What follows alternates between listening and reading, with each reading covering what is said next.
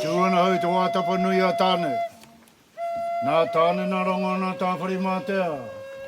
Hara mai te toki haumi e hui e. Tāe ki e. Tēnā koutou e ngā whae ngā matua tēnā koutou. Tēnā koutou e harimene ki te tautoko o mātou mahi. Ngā hiko e tanga o mātou tūpuna. I wainga ni ngā rākou o e pō. Tēnā koutou e harimene ki te... Te katūa koutou, whakaro, I raro I ngā manga o Tanemahuta.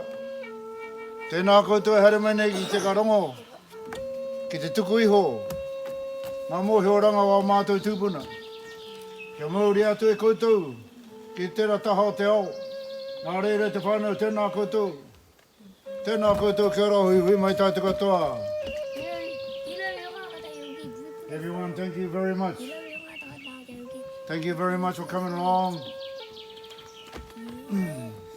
and giving us the opportunity to share our culture, to share our home. It was a home for our ancestors, hopefully a home for our future generations.